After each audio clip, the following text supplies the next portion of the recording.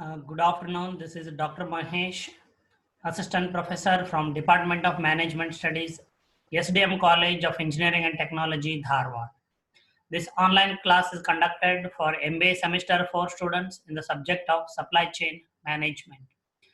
So this is a part 2 of Chapter 7, Demand Forecasting in a Supply Chain from Unit 5. So before I continue from where we left, so I'll quickly take a brief review of recap of what was discussed in the previous class. Okay, we started the discussion with the news from Times of India dated April 25, 2020. Intel pulls forecast on uncertainty. So due to the COVID-19 pandemic, Intel has withdrawn its full year sales forecast, citing the significant economic uncertainty caused by the COVID-19 pandemic.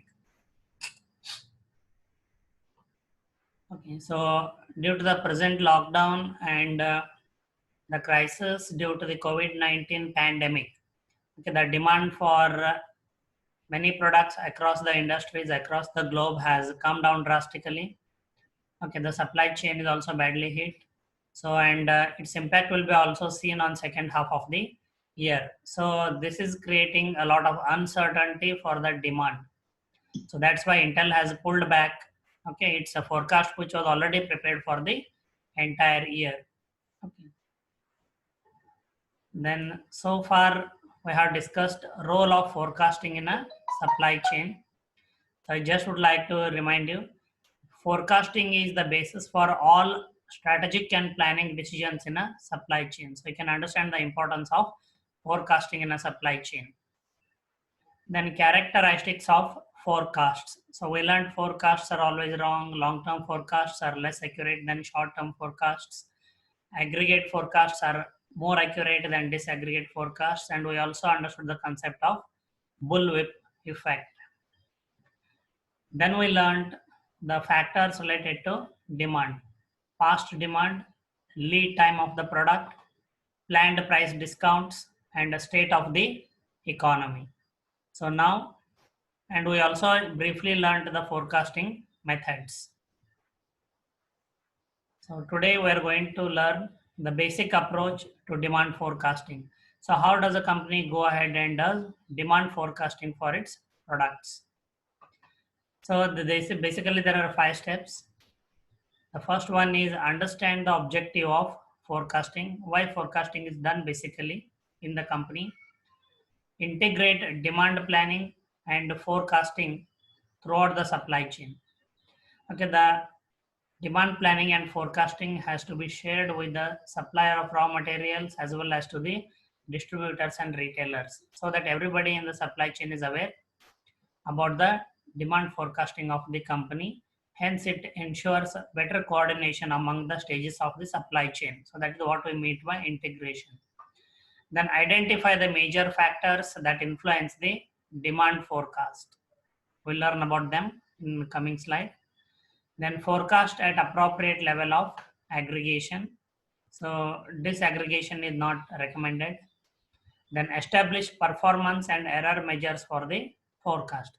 So how much deviation is allowed? Say for example, plus or minus 5% or plus or minus 10% deviation or error is allowed from the forecasted figures. So we are going to learn this approach, okay, now in detail.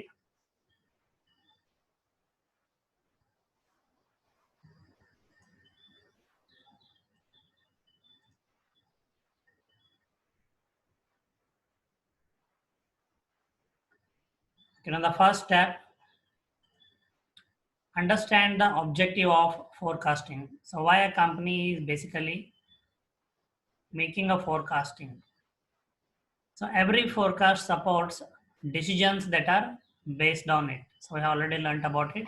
Every forecast supports decisions that are based on it. So in the preliminary initial slide, we learned that forecasting is the basis of all strategic and planning decisions made in a supply chain. For example, how much of a particular product to make. So it's a very basic question. Okay, say for example, Intel. Okay, i3, i5, i7 processors are there. So Intel i7 processor, for example, so how many units to make for the given period of time? That will be, okay, that the company, the decision will be based upon the forecasted figures for Intel i7 chipsets. How much to inventory? So what amount of raw materials, spare parts or components to be kept in the inventory so that the production can run smoothly, as well as what level of finished goods inventory to be maintained in order to supply to the distributors or retailers. How much to order raw materials. So basically every forecast decisions, okay, every forecast supports decisions that are based on it. So what we discussed in the beginning is every decision is almost based upon demand forecasting. So the objective of demand forecasting is to support the decisions that are based on it. Second, all parties are stages. So stages, when I say suppliers, manufacturer, distributor, retailer, and consumer. Okay. So all stages of supply chain should come up with a common forecast for the promotion. Okay. This means that the demand forecasted should be integrated across the stages of supply chain. Okay. Because let us say the company has, okay, made of demand forecasting for a particular product. Okay, and the company also has considered the timing of promotions, but without informing if a distributor or if without informing if a distributor, okay, announces a sales promotion offer, say price discount for example, so in his region or territory the demand is going to increase. Okay, and similarly, if many distributors, without the knowledge of the company, if they announce sales promotion offers, the demand for the company products will increase, and about which the company will not be aware. So the demand will be more and the supply will be less, and there will be cost of lost sales. Okay, so one of the objectives of forecasting is maintain coordination across the stages of supply chain by having a common forecast for promotion. So whether the company or distributor or the retailer, if they want to hold a sales promotion offer during the year, okay, there should be coordination between all of them so that the demand can be met properly. The same can be considered in demand forecasting. Okay, after this, the second step is integrate demand planning and forecasting throughout the supply chain. So link forecast to all planning activities. So as basically we have discussed, okay, every decision made in the supply chain is based on forecasting. So that is the reason why in second step, the company should link forecast to all planning activities throughout the supply chain. Okay, for example, capacity planning. Capacity planning is production capacity of the facilities. Okay, so in the previous chapter, network design, we learned in case of Sun Oil, there were two types of plants. One is a small plant, small capacity plants, and another was large capacity plant. Small capacity plants had a production capacity of 10 million units, whereas the large production facilities had a production capacity of 20 million units. So that way, so the demand capacity planning, okay, what should the production capacity of each facility, okay, so is determined optimally, okay, if the demand forecasting data is shared with the concerned managers. Then production planning, say for example, how much to produce, what to produce. Okay, so how much to produce and what to produce. If you remember our visit during Hindustan Coca-Cola factory in Andhra Pradesh, okay, so what they said, they make some products on some days. Okay, even in Varun Beverages Dharwad, okay, the licensed manufacturer and marketer for PepsiCo products. On certain days, they manufacture Pepsi Cola, okay, Mountain Dew, and on some other days they manufacture like Mirinda and some other products. So all products are not produced on all days. So what to produce and how much to produce, okay, that is planned during the production. So for a particular given period of time. So that is called production planning. Then promotion planning. Okay. So during what time of the year and what type of sales promotion offer is being planned. Okay, so that also must be taken into account before the demand forecasting is done. That is what we say, integrate demand planning and forecasting throughout the supply chain across all the decisions or all the planning activities of supply chain. And purchasing here refers to purchasing of raw materials from the suppliers. Okay, so as I mentioned in the previous class, say for example, hypothetical example, just a simple one for easy for us to understand. So if automobile company estimates demand for its cars for 1,000 units, so if it can demand forecasting, it says the company can sell 1,000 cars. Okay, so they need to buy 5,000 tires, 1,000 batteries, and so on. So how much raw material to purchase and when to purchase? That decision is also related, okay, or based on demand forecasting. So that is the reason why demand planning and forecasting should be integrated throughout the all the activities of the supply chain, so that the accuracy of the demand forecasting can increase. Okay, now I'll just pause you, okay, for a while. So if you have any questions, please ask, okay, clarify your doubts, then I'll go ahead with the third step.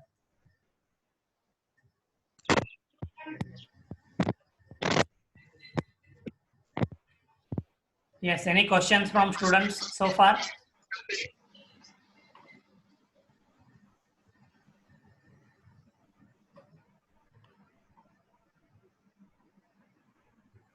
Any questions from students?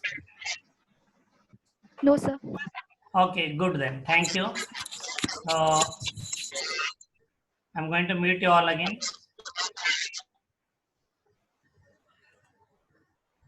So let's continue with the basic approach to demand forecasting, the third stage, the third step. Identify the major factors that influence the demand forecast. Identify demand, supply, and the product-related phenomena that influences product demand. So from demand side, ascertain whether growing or declining or has a seasonal pattern. So ascertain or find out whether the demand has a growing pattern or a declining pattern or a seasonal pattern. Okay. So if we consider the demand curve, say for example, if the demand is continuously increasing year after year, so in this way, okay, look at the cursor. So if the demand is increasing year after year, okay, continuously, so like this graph, okay, so we say the demand pattern is growing, then declining. Okay, so what impact it has on the demand forecasting? Means definitely the demand for next year will be greater than the demand for the previous year. And declining, whether the demand has a declining pattern.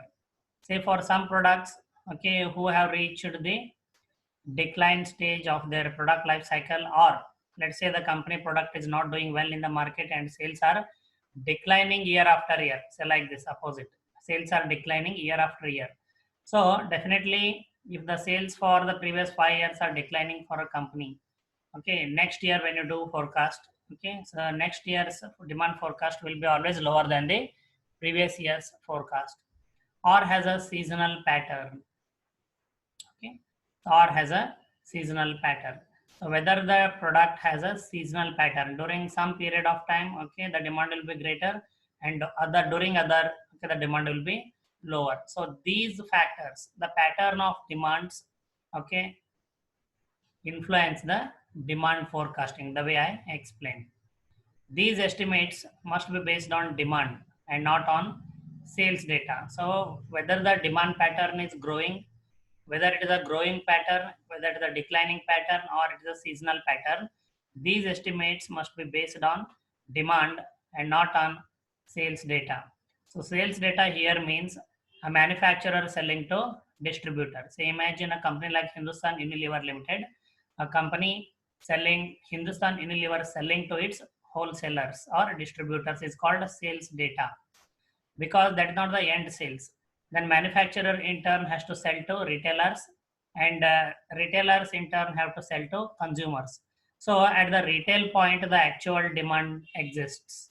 Okay, at the retail point or at the retail store where the consumer goes to the store and picks up a product, the actual demand exist. So these estimates of demand must be based on demand from the consumer at the retail point and not on the sales data from manufacturer to wholesaler. So these help increase the accuracy of demand forecast.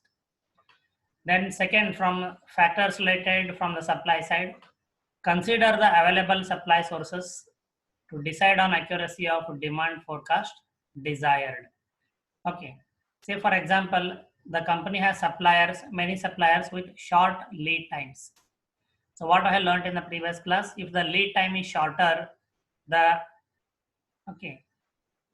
demand forecasting will be more accurate. Hence the company need not basically rely upon the accurate demand forecasting, because the supply will be at short. The supply will be made by the suppliers within a very short period of time and more frequently. So when there are suppliers with a shorter lead time, this reduces the demand uncertainty. That is the reason why highly accurate forecast may not be important in this case. So I repeat, with shorter lead times decreases the demand uncertainty.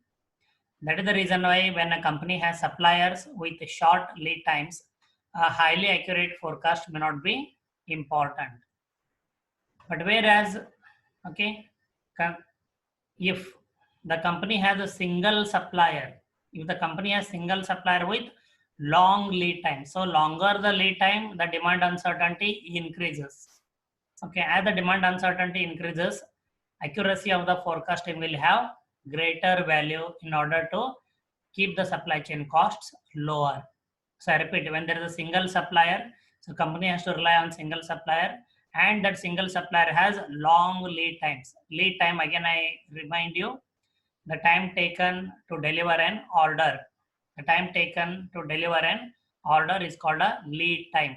So if the company has a single supplier of raw materials and the lead times are very longer, it means the uncertainty is going to increase. That is the reason why an accurate forecast will be of great value to the company. Okay. Then the factors that influence from the product side are number of variants of a product.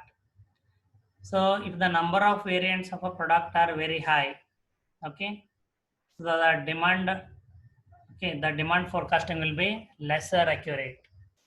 And when the company has substitutes, so when the company has substitutes, so then make joint forecasting. So if the company is selling tea as well as coffee, let us assume if a company is selling tea as well as coffee, which are perfect substitutes for each other, make joint forecasting. So example is improved version of an existing product. For example, Gillette March 3 is there, Gillette March 3 Turbo is also there. So that way, or Gillette Fusion Power, cartridges, Gillette Fusion Power, Gillette Fusion is there, and its improved version is Gillette Fusion Power.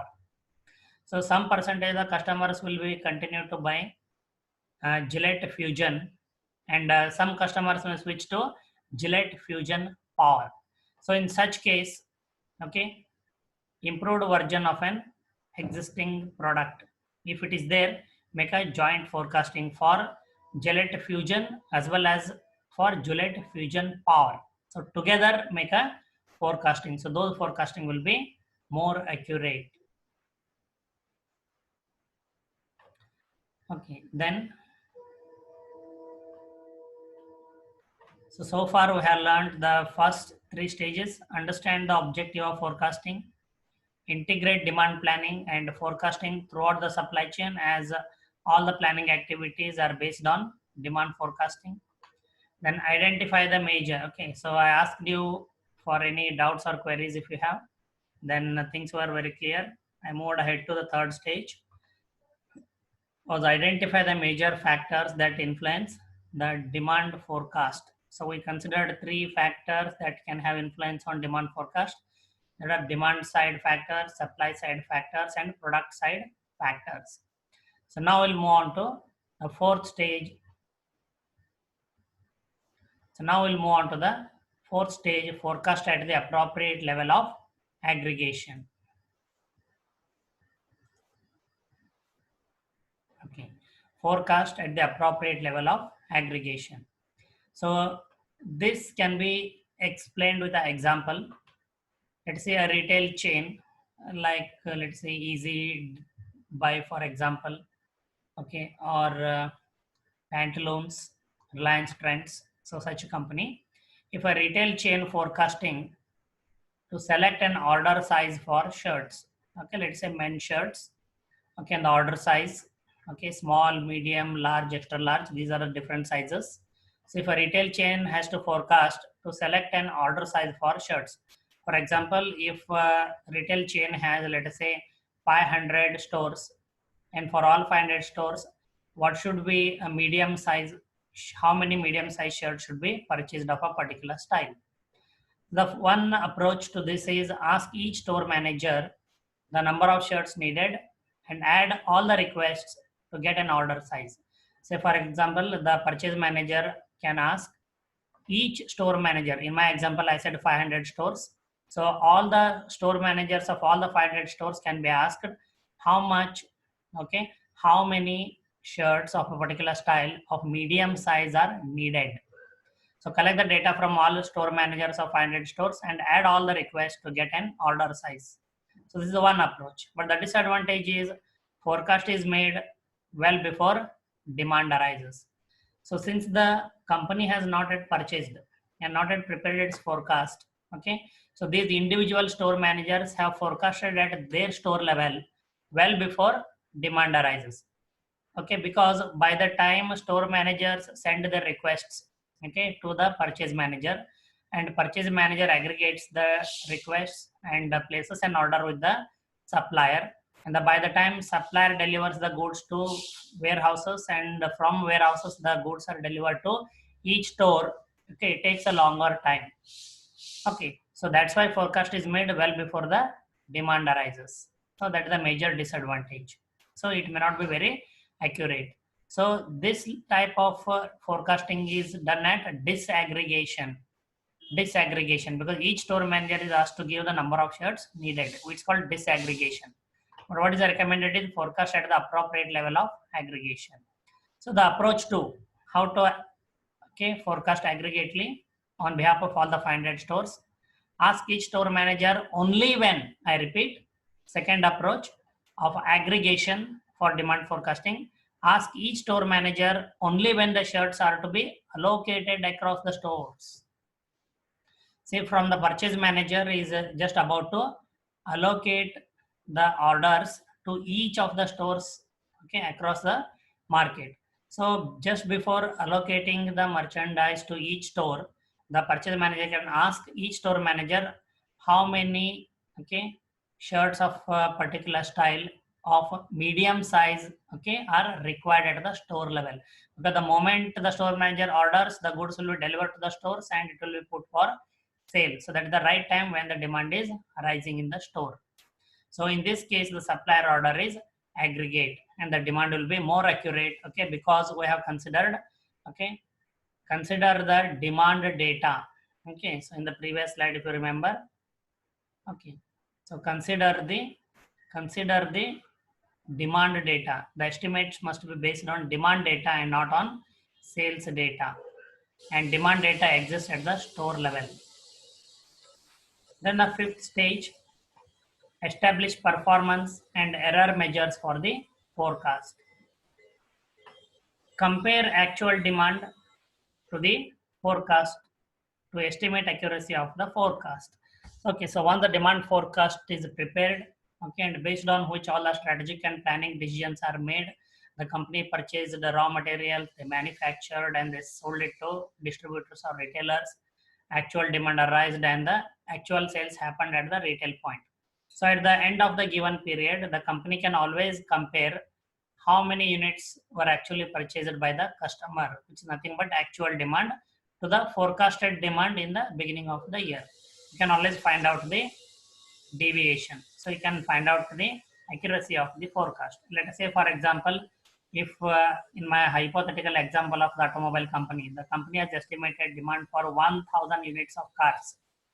If it has sold exactly 1,000 cars at the end of the year, it means the demand forecasting is 100% accurate. But we have learned demand forecasts are always wrong. Let us say if the company has sold only 900 cars, it means accuracy of the demand forecast is 90%.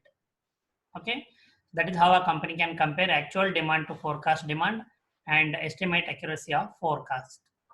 Then plan for decreasing future forecast errors. Say for example, if the forecasting error was 10%, okay, but 10% though it is reasonable. Okay, let's say in some cases the error, the difference between the actual demand and forecasted demand is, let us say, 30% or 40%. Okay, so the difference is very huge. Okay, it increases the supply chain costs drastically. So let us say if the actual difference between actual demand and forecasted demand is 40%, definitely, okay, that huge inaccuracy is not accepted. So the company has to plan, okay, the company has to consider ways and means to decrease the forecast errors. Okay, for example, from 40% error to, you should move on to 30% error, 20% error, 10% error, or 5% error. Okay, so company can plan accordingly. So this can be done. One way of doing it is collaborative planning. Okay, which you will learn in next chapter. Collaborative planning. Okay, means the company while doing, okay, a demand forecasting, it takes into account the suppliers of the suppliers, distributors, as well as the retailers. They take them all into account. Okay, they coordinate with each stage of the supply chain while doing their forecast. This is one way to decrease the forecast errors. Okay, so with this, chapter number 7, demand forecasting in a supply chain, comes to an end. We still have about 3 minutes, so I'm going to, okay, unmute you all. If you have any questions, please ask. Okay, and I remind you, okay, kindly, okay, I'm uploading all the live classes, recording of the live classes into my YouTube channel. Okay, those students who have not yet subscribed, kindly subscribe to my channel and remember to hit the bell icon for notifications. Thank you. Now it's time for question answers.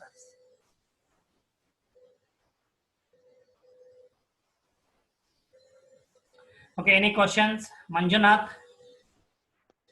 No, sir. Radhika? No, sir. Pavitra? Pavitra, can you hear me?